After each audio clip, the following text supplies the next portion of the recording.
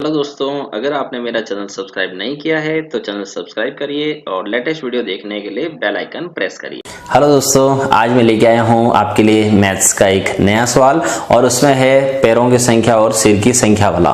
ठीक है, और बेसिकली इस सवाल के कॉन्सेप्ट क्या रहते हैं कि यहाँ पर दो टाइप के जानवरों की बात होती है, जो एक 4 पैर वाला है और एक 2 पैर वाला है। जो आपने सवाल सुने होंगे गाय और मुर्गी वाले, खरगोश, कबूतर, बतख वगैरह, ये वाले सवाल। ठीक है, इसी में मैं एक नया और जोड़ना चाहता हूँ, वो है 4 और 3 पहियों वाले जो वाहन होते हैं, व्हीकल, उसके लिए कि अगर अपन इस सवाल को बनाए तो वो कैसे बनेगा। ठीक है, तो इस टाइप के सवाल आज मैं आपको सिखाने वाला हूं। चलिए शुरू करते हैं। तो यहां मैंने एक सवाल लिखा है कि किसी बाड़े में कुछ गायें और कुछ मुर्गियां हैं।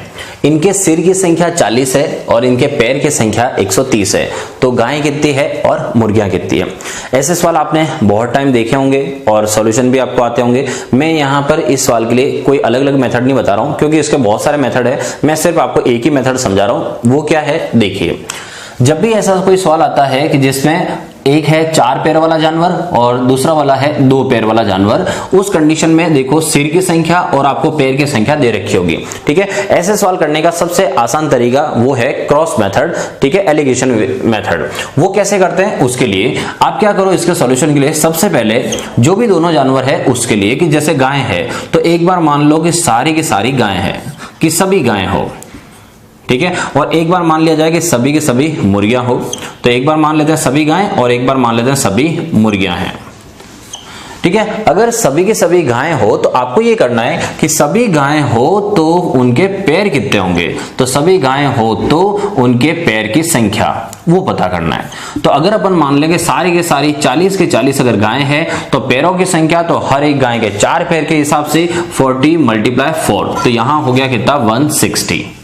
ठीक है, सेकंड, अगर अपन मानते हैं कि सभी मुर्गियां हो, कि अगर सारी की सारी मुर्गियां मान ली जाए तो उस समय उनके पैर कितने होंगे। तो संख्या तो वही है 40, और अगर इसको देखा जाए तो 2 से मल्टीप्लाई करें तो ये कितना हो गया, 80।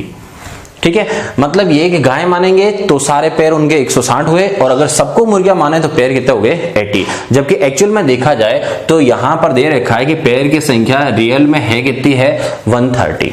तो करने का तरीका क्या होगा, आपको ये करना है कि गाय जो है ये गाय, और एक तरफ मैं लिख देता हूं ये है मुर्गियां।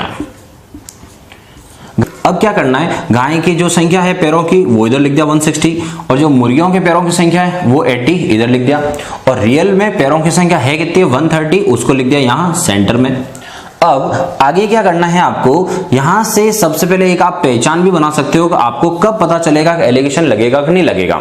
तो एलिगेशन के आइडेंटिफाई क्या है, यहां पर बीच वाली संख्या जो है ये वाली, ये एक तरफ से तो छोटी होगी और एक तरफ से बड़ी होगी, वहां पर आपका एलिगेशन लगता है। ठीक है, बहुत सारे ऐसे टॉपिक है जहां एलिगेशन यूज होता है, पर इसकी पहचान ये है कि एक तरफ से छोटा हो और एक तरफ से बड़ा हो। उसके बाद इसको सॉल्व करने का तरीका क्या हो जाएगा, यहां से एक एरो बनाइए इधर, जो बड़ा है उसमें से छोटा करके यहां लिखना है, और एक एरो बनाएंगे अपन इधर कि इसमें बड़े में से छोटा इधर लिखेंगे। 160 और 130 में, तो 160 - 130 ये हो गया कितना, 30। और यहां पर देखा जाए तो 130 बड़ा है, तो इसमें से इसको लेस करेंगे तो ये कितना हो गया, 50।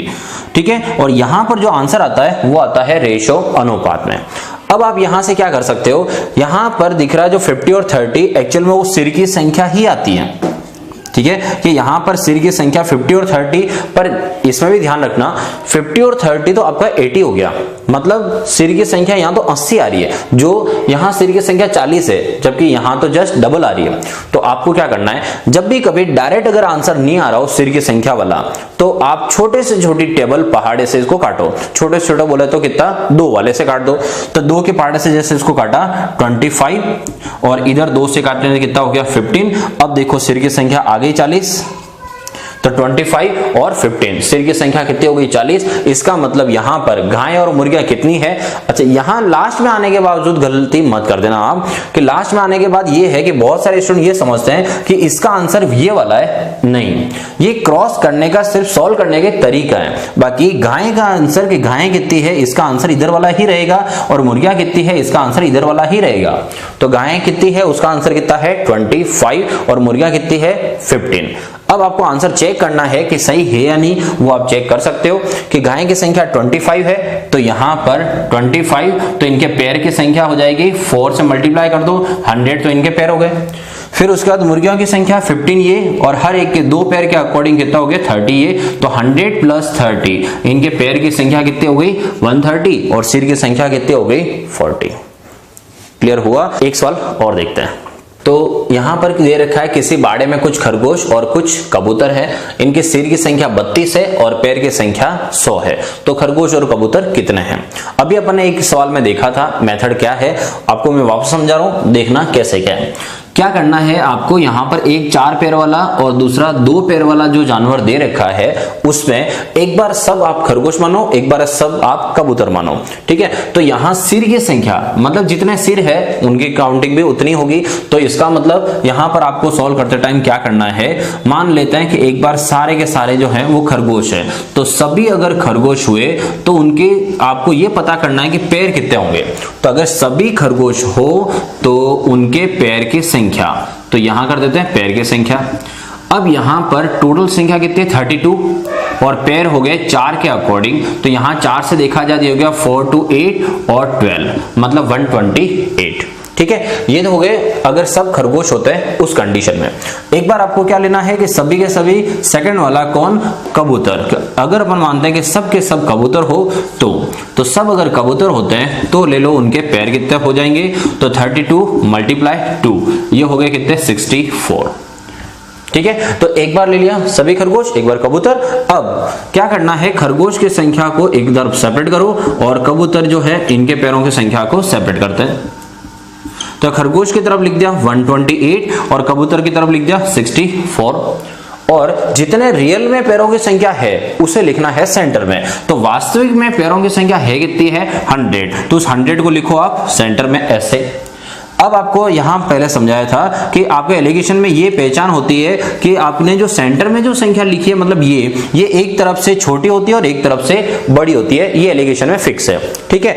और सॉल्व कैसे करना, आपको बड़ी संख्या में से छोटी संख्या माइनस करनी है, ठीक है, दोनों तरफ यही करना है। तो बड़ी में से छोटी वाली माइनस करो तो यहां कितना आ जाएगा 28, और इनमें ये बड़ी इसमें से इसको माइनस करो तो ये कितना आ गया 36, ठीक है। ये दोनों यहां संख्या आ चुके हैं। और आपको मैं बोला कि ये सिर की संख्या होती है, पर आपको ये ध्यान रखना है कि सिर की संख्या जो है वो अगर इससे ज्यादा आ रही है तो आपको किसी न किसी टेबल से इसको काटना है, ठीक है। अभी 36 और 28 एक्चुअल में इससे ज्यादा है, तो आप क्या करो 2 की टेबल से इसको यहां कैंसिल आउट कर दो, ठीक है। आगे अनुपात वापस करने की नौबत नहीं आएगी आपको, ऐसा नहीं आप बड़ी किसी टेबल से काट दो वापस रेशो अनुपात से करो, ऐसा नहीं है, आप छोटी टेबल से ही काटो। जैसे 2 की टेबल से ये 18 और 2 की टेबल से ये 14, ये दोनों कैंसिल आउट।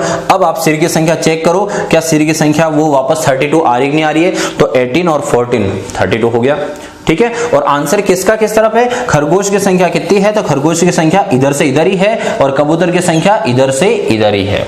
तो इस सवाल में खरगोश कितने हैं 18 और कबूतर कितने हैं 14। क्लियर हुआ, ठीक है। अच्छा, ये तो आपके एग्जाम में इस तरह के पैटर्न आपने देखे होंगे।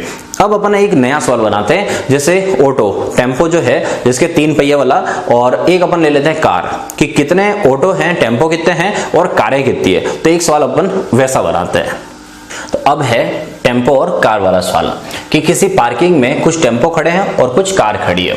पार्किंग में जितने वाहन हैं उन वाहनों की संख्या तो है 60 और उनके पहिए जो है उनकी संख्या है 208। तो बताओ टेम्पो कितने खड़े और कार कितनी खड़ी है। सेम सवाल है, कोई भी सवाल आ जाए आप बस बेसिक कॉन्सेप्ट याद रखो कि इस सवाल में करते कैसे हैं। बाकी यहाँ पर 4 पहिए वाला, 10 पहिए वाला, 12 पहिए वाला जो भी हो सबको एक जैसे ही करना है। तो कहने का मतलब यह है कि यहाँ पर 2 है, एक तो टेम्पो और एक क्या है कार। तो आपको क्या करना है, एक बार सबको टेम्पो मानना है और एक बार सबको कार माननी है। तो यहां पर देखते हैं इसका सॉल्यूशन क्या होगा।